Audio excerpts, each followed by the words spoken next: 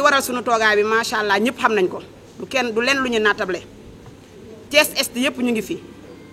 Benno Bokk Yaakaar yëpp responsable yaa ngi fi toog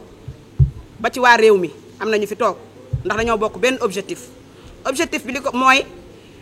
le président Macky Sall ñuy sàkku ci moom di ko ñaan mu investir suñu président monsieur Ablaye Dieye fii ci Thiès Est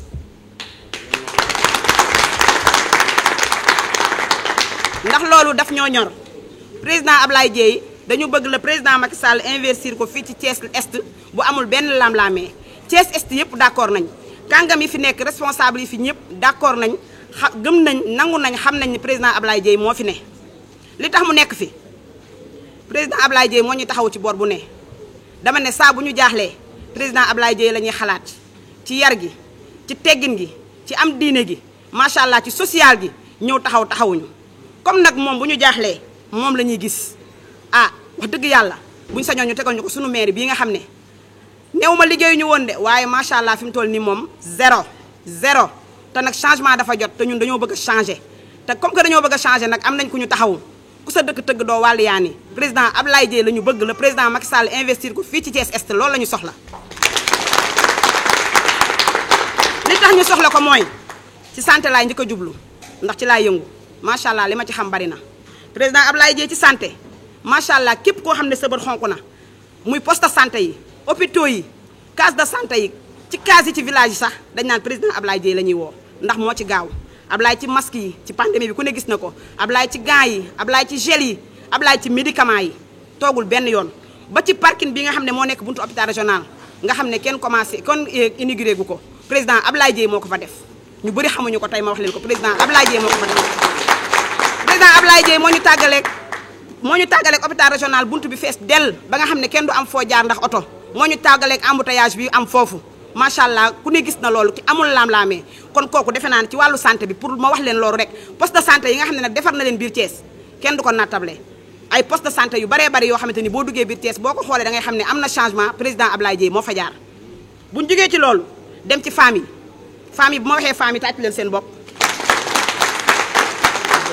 ndax femmes yi nga xam ne ñoo nekk fi ci Thiès Est amul benn femme boo xam ne fi mu toll ni yaa ngi toog te amoo formation ba pare toog di xaar ñëpp Ablaye Dieye financé na leen ay formation te loolu firnde gi leer na ndax ñi def formation yaa ngi toog def nañ ay formation eau de javel savon huile de carotte teinture ay koko jinjeer fi mu ne ñoom ñëpp pare nañ formation yi mat na lépp grâce à président Ablaye Dieye kon yaakaar naa ne jigéen ñi amuñu fayam ba pare dolli ci ay financement ndax ku mu jàngal ba pare jox na la loo xamante ni boo eggee moom ngay dóoree waar mën cee tere sa bopp tere sa njaboot kon yaakaar naa ni femmes yi xam nañ kan mooy Ablaye Dieye bu ñu jógee ci loolu ñu dem ci jeunes yi jeune moom boo waxee jeune da nga naan sport macha allah yaakaar naa ni sport bi ku dugg ci biir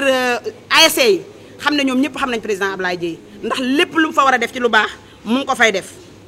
emploi des jeunes loolu kenn naatable wu ko Sénégal gépp waxuma la Thiès xam nañ ni président Ablaye Dieye moo ngi liggéey bu baax a baax ci emploi des jeunes ñu ñëw ci social nag moom kenn du ko naatable ndax yaakaar naa ni kuy def social bañ jox la corridor social loolu moom kenn laam-laale mi ko tàcc leen président Ablaye Dieye bu ñu jógee ci social yaatu na ndax social tabaski bu ñëwee Ablaye ci mën korité bu ñëwee Ablaye ci mën jirim yi baayo yi ñëpp Ablaye ci mën ndax ku jaaxle président Ablaye Dieye ngay woo kon yaakaar naa ni social moom kenn du ko naatable bu ñu jógee ci loolu dugg ci éducation di lu am solo ndax ñun mère de famille amuñu lu dul éducation suñu doom yi macha allah te Ablaye Dieye da cee taxaw bu baax a baax Ablaye Dieye ci bourse d'études yi président Ablaye Dieye ci ticket restaurant yi sax ci biir université yi nga xam ne yaay yi amuñu doole papa yi amuñu doole bu seen doom université ñu ngi tiit mais Ablaye Dieye taxaw na jeunesse su Thiès bépp nga xam ne ñoo nekk ci biti Ablaye Dieye bi indi étudiants yi waree dem jàngi ñun yaay yi ñu am njàqare ak jaaxle dafa yëkkati 200 millions teg ko seen loxo pour ñu dimbali ko loolu am solo la 2 millions teg ko seen loxo pour ñu am loolu am solo la 2 millions la yëkkati teg ko seen loxo macha allah kooku xam nga ni kon yëngu na bu baax a baax ci éducation bu ñu jógee ci religion muy la am solo président Ablaye Dieye nee naa la yaram ak tegginam ak xam àddunaam tax na kilifa diine tarixa bu ne ci biir Thiès mbaa biir Sénégal sax laay wax Ablaye am na ak yow kóllëre ndax yaram ak tegginam képp lu ñu xewle ci mbirum diine Ablaye da cay taxaw def ca lu mu war a def moo tax kilifa diine yu bari boo waxee ñun la Ablaye Dieye macha allah kooku day dem ndax dafa yaru dafa am teggin ma jeexalee nag ci li nga xam te ne nii mooy sabab bi tey nee naa président Macky Sall lu ñu bëgg ñun waa Thiès Est mooy mu investir président Ablaye Dieye ndax nag ndax nag dafa jot changement am déjà firnde ji mooy fan yi ku ne xam na ni mairie est bi pour ñu am fa ay résidence problème bu nganda ngand la loolu moo lay won ni ñi fi nekk dañoo war a bàyyi ay cuune lañ dañoo war a bàyyi dañoo jeexal comme dañoo jeexal nag te changement la ñu bëgg nañ fi teg ki nga xam ne moom lañ bëgg muy président Ablaye Dièye ñun mouvement yi fasanti ko Benno Bokk Yaakaar ñun ñëpp taxaw nañ boole suñu doole ba nga xamante ni bu ko investir 15 millions yi nga xam ne mooy caution ñun ñoo koy joxe ñoo koy teg ci table fi may jeexalee mooy ñoo ngi ñaan di sàkkuwaat ci président Macky Sall na wàccoog ñun waa Thiès na wàccoog ñun waa Thiès Est ndax kat ñun ñu ngi wàccoog moom bu pour mu wàccoog ñun nag nañu investir na suñu mbër mii suñu mbër mu yaru mii suñu mbër mu baax mii suñu mbër bi nga xam ne boolewul daraa ki wax jëf bari na waaye wax jën néew na loolu la ñu soxla ndax changement loolu la laaj nañu ko investiral moom lañ soxla fii ci Thiès Est pour mu leer na ko ñëpp dégg ñoo ngi koy xaar ñoo ngi koy déglu loolu la ñuy xaar ci moom nañu ko defal ñu wàccoog moom. L'objectif principal aujourd'hui est de porter la candidature du président Abdoulaye Dièye, président de Siggi Jotna. En effet, M. Abdoulaye Dièye est reconnu par la population de Thiès-Est comme le candidat le plus sérieux, le plus compétent et le plus proche de la population. Chaque fois que les populations ont besoin de soutien et d'assistance sur le plan social, sur le plan sanitaire, sur le plan éducatif, sur le plan religieux, environnemental, mais surtout sur les questions de développement, c'est le président Abdoulaye Dièye qui vient à la rescousse. Les jeunes voient en lui leur référence, vu son itinéraire prestigieux. Les femmes disent qu'il représente un messie pour elles, compte tenu de la rapidité avec laquelle il agit et réagit pour régler leurs problèmes. Les adultes veulent faire de lui leur idole, car essayant de reproduire ses gestes nobles, nous en voulons comme preuve les réalisations suivantes. Sur le plan social, l'eau de produits hygiéniques pendant la Covid, détergents, gel hydroalcoolique, bouilloire, etc., distribués au niveau de tous les quartiers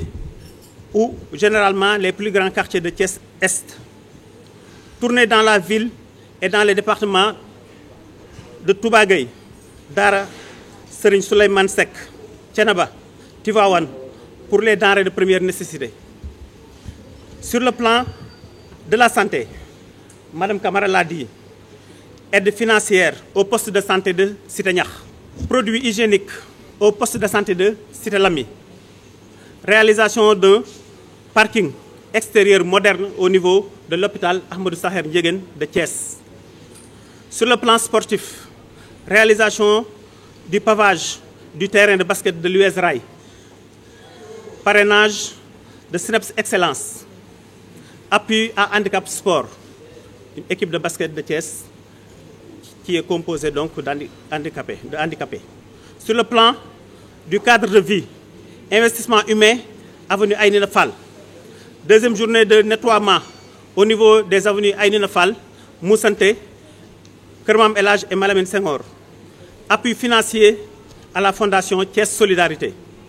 Sur le plan religieux, conférence religieuse des femmes de Siggi, financement de 10 groupements à hauteur de 6 millions. Présentation des condoléances aux familles religieuses, aux familles éplorées de Thiès-Est. Les familles religieuses, que ce soit à Touba, que ce soit à Thiénaba, à Tivaouane, et j'en passe. Visite à Touba chez le Khalif pendant le Magal de Touba. Sur le plan éducatif,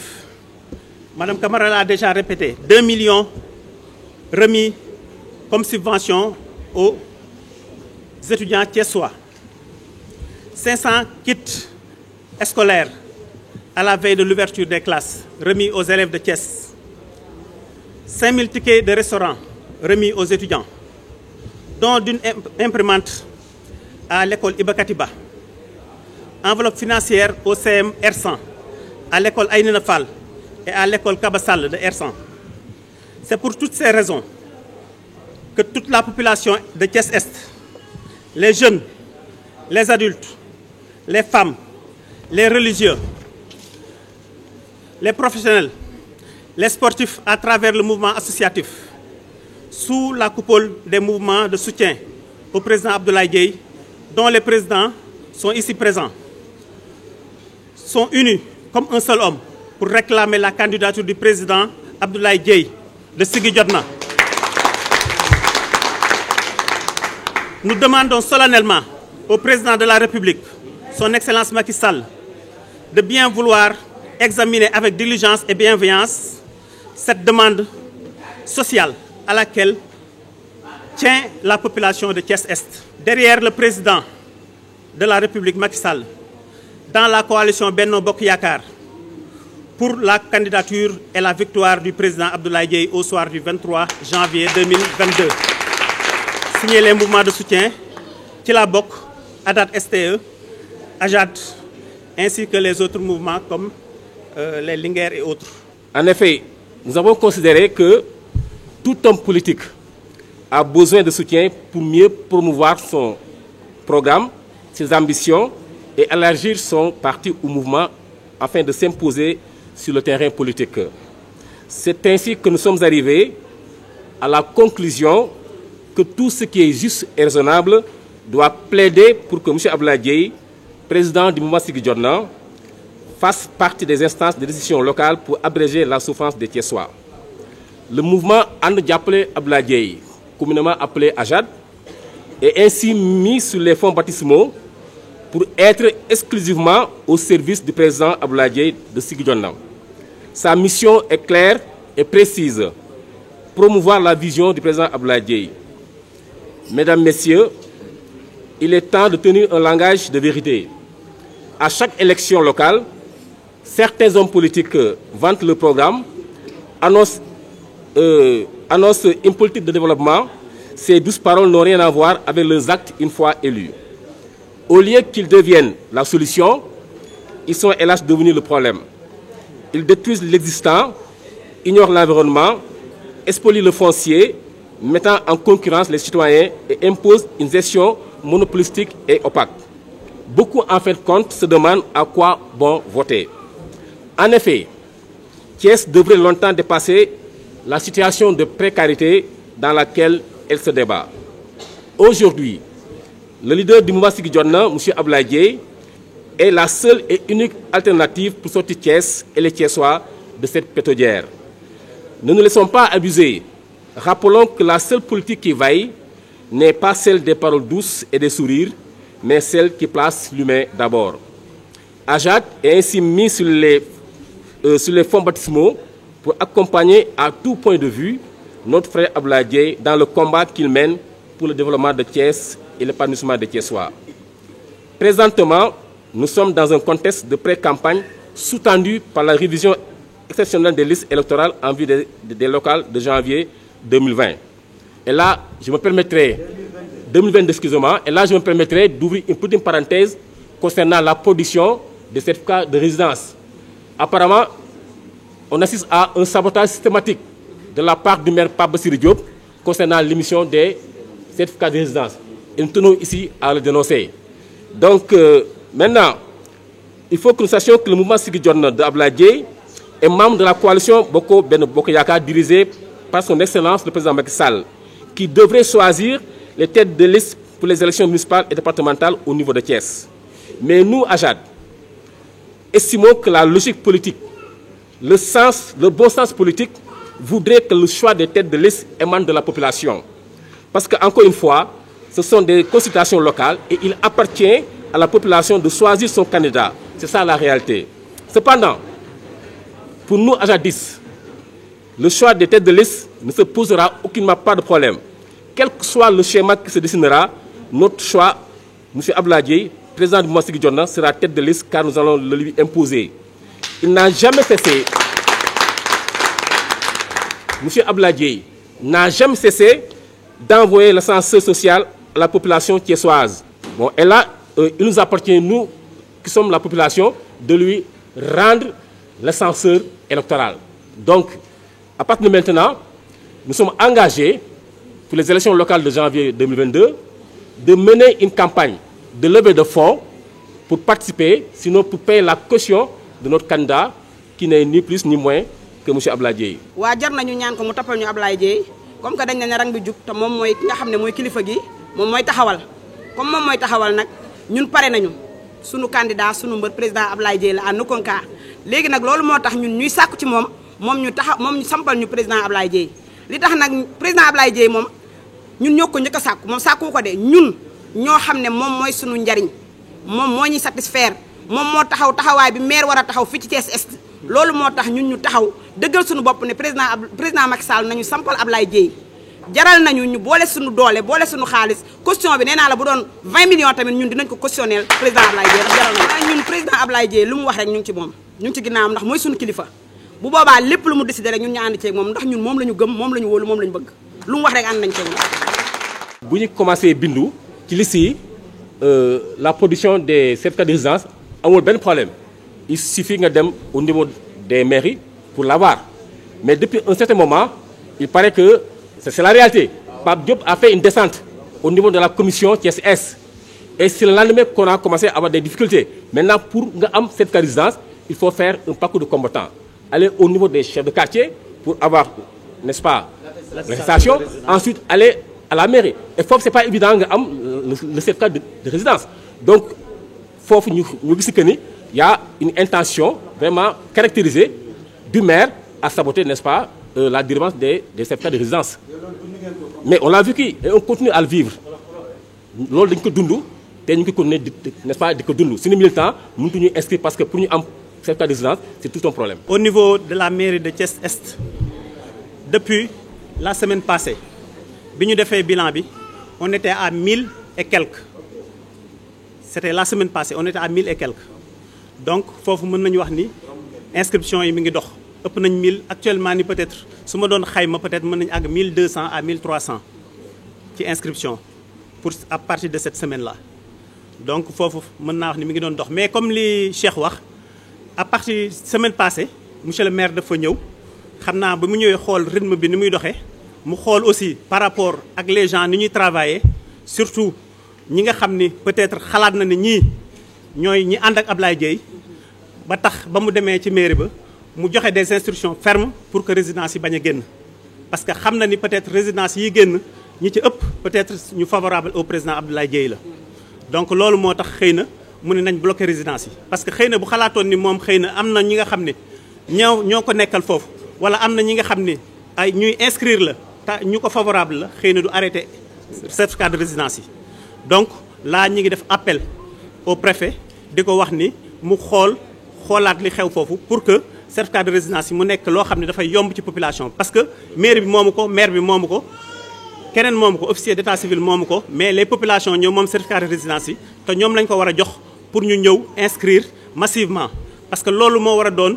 bépp responsable dafa war a fexe les gens ñu inscrire massivement les primo-votants ñu am carte d'identité ñëw inscrire ñeneen ñi seen carte d'identité réer ñu defar carte d'identité ñëw inscrire ñi nga xam ne aussi dañu nekkoon des primo-votants ñu def leen ni waruñoo voter wala mënaguñoo voter ñu mën a ñëw ñoom aussi def seen inscription pour mën a voter correctement maintenant le jour J nag ku nekk di nga xam ka la mën mais kenn warul fexe gàllankoor population yi ci seen inscription wala ci seen certificat de résidence yi nga xam ne mooy tax ñu mën a inscrire wala ñu def seen bu ñu bëggee changer lieu de vote ñu changer ko correctement